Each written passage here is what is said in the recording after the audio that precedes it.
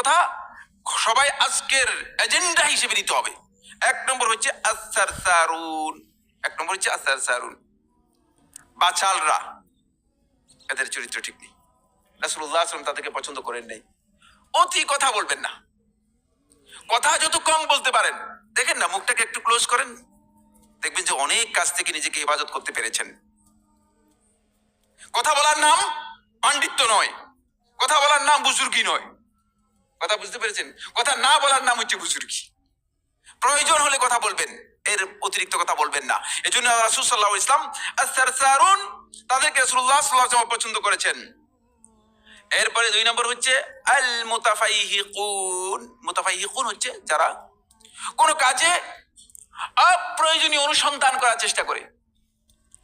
আপনার কাজ নয় যেটা, সে কাজের মধ্যে অনুসন্ধানী হওয়ার কোনো দরকার নেই। একজনের পিছনে লেগে যাওয়ার দায়িত্ব আপনার নয়।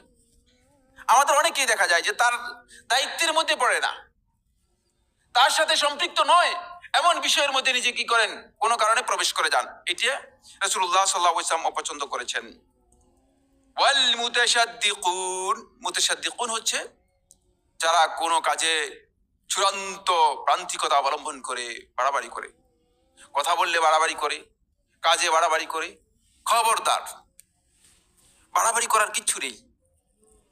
আপনি কি মনে করেন সারা পৃথিবীর মানুষগুলো আপনি 1 বলবেন দাঁড়িয়ে যাবে, আপনি 2 বলবেন বসে যাবে? এমনটা হবে কিনা? ইম্পসিবল। ঘরের স্ত্রীকেই পারবেন না, অন্য বাইরের কথা আপনি তো বলতেই পারবেন না। সুতরাং এই জন্য আপনি বাড়াবাড়ির পদ্ধতি অবলম্বন করবেন না। রাসূলুল্লাহ সাল্লাল্লাহু আলাইহি ওয়াসাল্লাম এটাকে পছন্দ করেননি।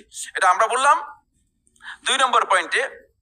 3 নম্বর পয়েন্ট হচ্ছে রাসূলুল্লাহ সাল্লাল্লাহু আলাইহি ওয়াসাল্লাম হাদিসের মধ্যে ইরশাদ করেছেন, যে ব্যক্তি নিজের চরিত্রকে বুলন্দ করতে পারবে, সুন্দর করতে পারবে, সে আল্লাহ রাব্বুল আলামিনের ক্ষমা পেয়ে যাবে এবং আল্লাহ রাব্বুল আলামিন তাকে মাগফিরাতের মাধ্যমে আল্লাহ রাব্বুল আলামিন সমৃদ্ধ করবেন।